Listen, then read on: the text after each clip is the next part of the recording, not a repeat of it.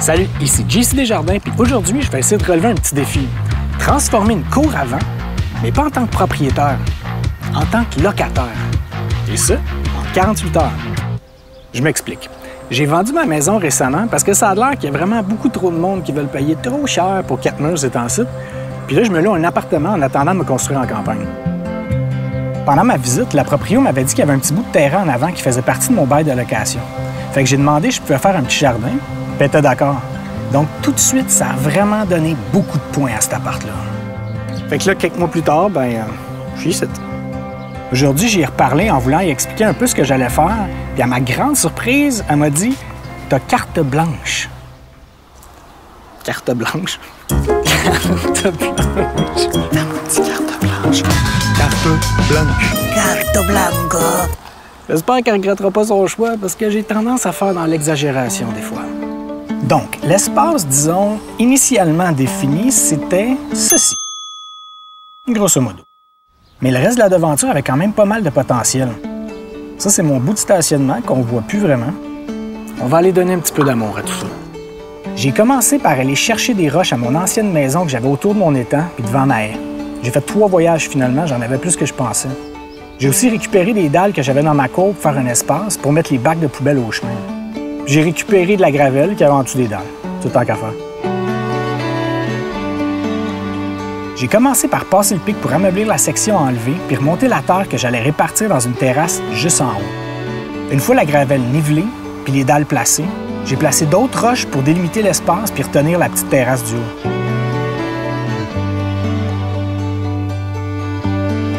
Ensuite, on a passé le pic pour défaire toute la végétation de la section la plus près du trottoir pour faire 2 plates-bandes et une surprise. Eh oui, la surprise, c'était d'intégrer un petit étang au design. J'avais encore mes retailles de plastique EPDM dans mon ancien étang, puis c'était suffisant pour faire la surface que je voulais recouvrir. L'étang fait environ 50 litres. Présentement, l'appartement que je loue, c'est un demi-sous-sol, donc c'est un peu plus humide. Tant mieux, parce que je vais partir un déshumidificateur puis je vais me servir de l'eau pour remplir l'étang quand le niveau y baisse. J'ai incorporé le trèfle que j'avais enlevé au pic dans le mélange de terre pour la plate-bande proche de la rue. La terre originale était ridiculement pauvre, fait que je voulais lui donner une chance de s'enrichir dans le processus. Tout le reste de la terre vient de mes jardins de mon ancienne maison. D'ailleurs, cette terre-là, elle a été suffisante pour faire toutes les plates-bandes ici et toutes les plates-bandes dans mon nouveau jardin en campagne. J'ai défini la plate-bande en haut des poubelles avec des roches en suivant le profil de mon stationnement pour bien l'intégrer dans le design. Tu sais que c'est pas obligé d'être lettre, un stationnement. Même principe pour la terrasse du haut, puis je rajoute de la bonne terre. J'ai déjà largement dépassé le bout de terrain qui m'était attribué, mais tu sais, tant qu'à faire. Carte blanche!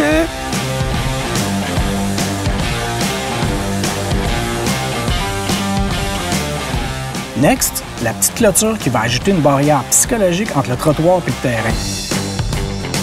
J'aime vraiment construire des structures avec du vieux bois. Et bizarrement, ça t'offre pas mal plus longtemps que j'aurais pensé. La section du bois qui se magane le plus, c'est la section qui se situe au niveau du sol. Mais si on met du matériel drainant autour des poteaux comme du sable, les morceaux de bois peuvent toffer 5 à 10 ans. Prochaine étape, j'ai déterré à mon ancienne maison quelques vivaces. Oignons égyptiens, origan rustique, consoude, rhubarbe, roquette et plein d'autres amis. L'oignon égyptien, c'est probablement ma plante favorite de tous les temps. C'est tellement généreux au printemps et à l'automne, en plus de fournir tout plein de semences en été. C'est hyper rustique, ça tolère l'ombre, ça se transplante super bien, puis ça nécessite un minimum d'entretien.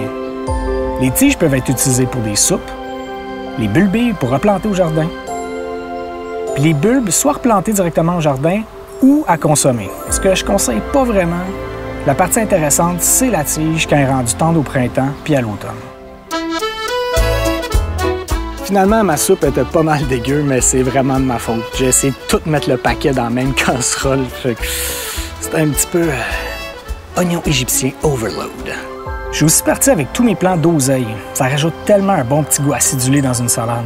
J'en avais pas mal aussi en avant. C'était un coin qui était pas mal ombragé, puis l'oseille m'a vraiment impressionné.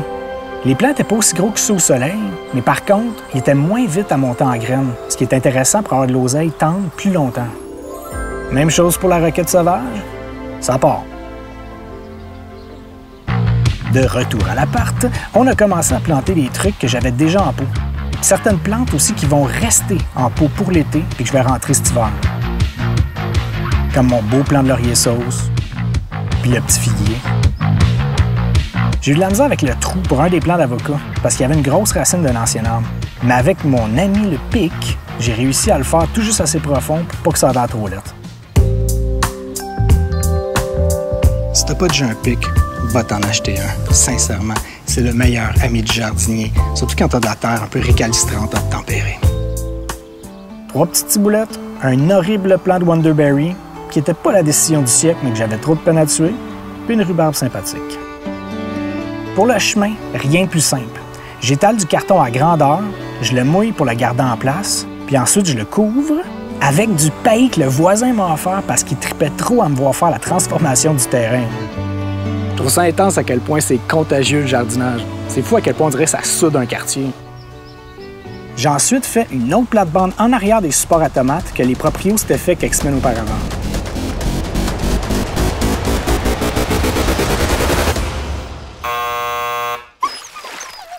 Bon, mon 48 heures est écoulé. J'ai perdu mon pari. J'ai pas réussi à tout finir, mais je suis quand même pas mal content de ce que j'ai fait à date. Il restait pas grand-chose.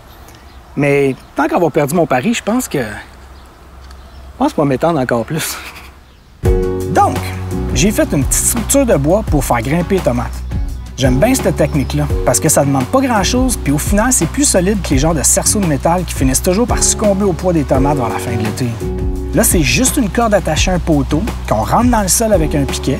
Ensuite, on a juste à faire tourner le plant autour de la corde puis l'ajuster au fur et à mesure que la plante agrandit. Si jamais vous avez des plants indéterminés, par contre, assurez-vous de mettre le poteau pas mal plus haut. Genre 6 pieds, c'est pas un luxe. Et je me suis aussi amusé à faire un tipi pour faire grimper des trucs dedans. Cette année, ça va être des fèves grimpantes. Ce qui est le fun avec ça, c'est qu'on peut faire une rotation d'année en année. Une année, des fèves pour fixer un peu l'azote dans le sol, puis l'année suivante, tu mets quelque chose de plus gourmand, genre comme des cocombes ou des courges. Il faut quand même réengraisser à terre, mais ça aide pas mal. Juste prendre un moment pour dire que si tu t'abonnes pas à ma chaîne, il y a une gang de Mario Bros 2 qui vont venir dans ma cour puis tout arracher.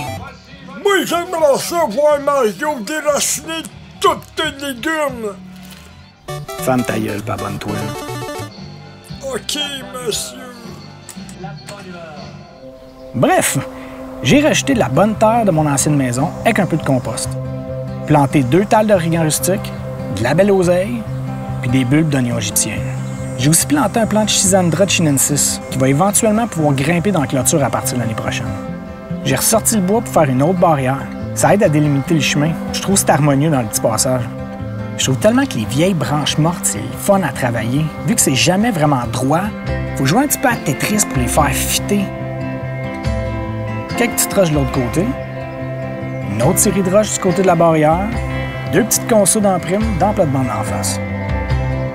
Après ça, je me suis attaqué à la plate-bande qui était sur le côté, mais qui était complètement ensevelie de mauvaises herbes. Mais qui offrait quand même un bon potentiel en termes de superficie pour faire de la petite verdure. Vu que c'était principalement de la gravelle pure initialement, je savais que le sol serait vraiment pauvre. Donc j'allais y donner un peu plus d'amour puis me limiter à faire pousser de la verdure puis des trucs pas trop demandants.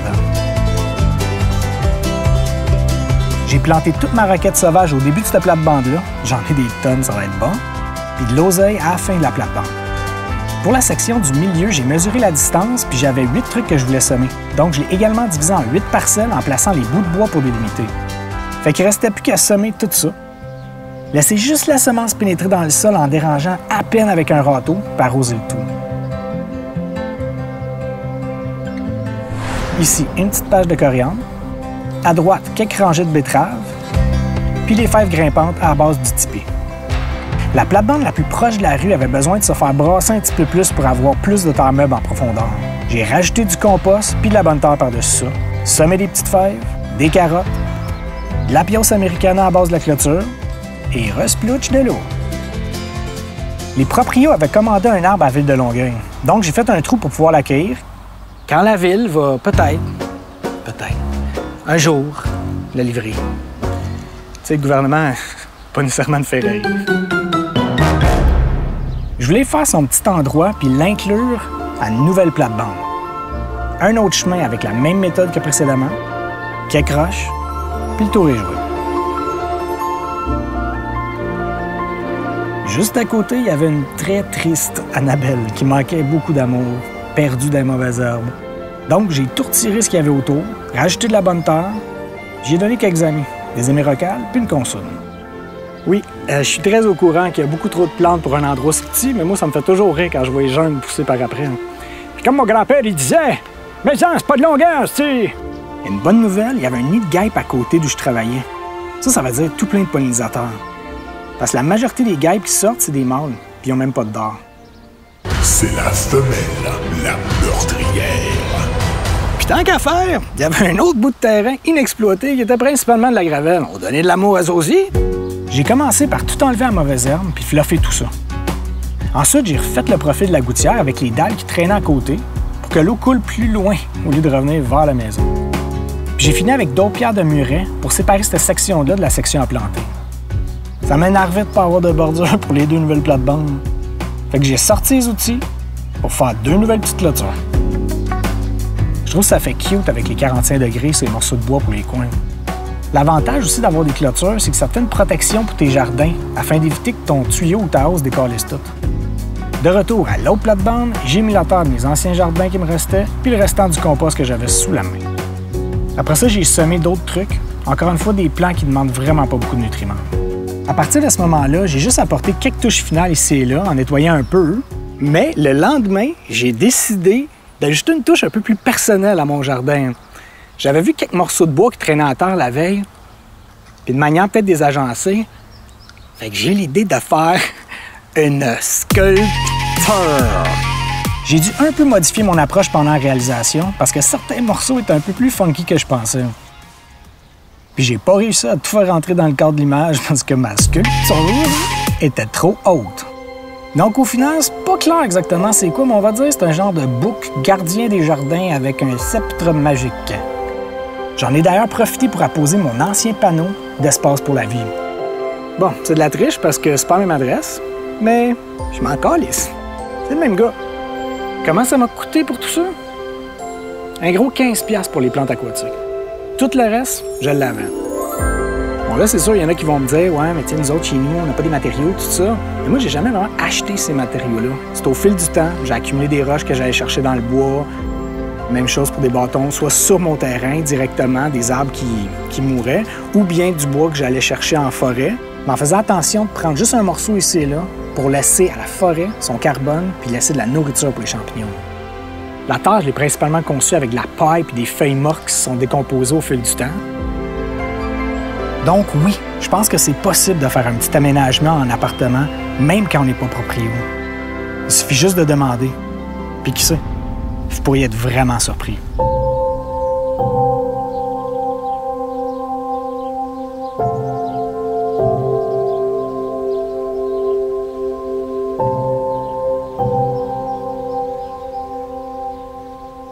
Fait que j'espère que vous avez apprécié la vidéo et que ça vous a amené quand même un peu de valeur.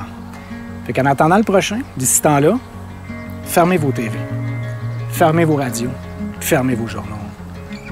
Et gardez l'esprit ouvert. Ciao.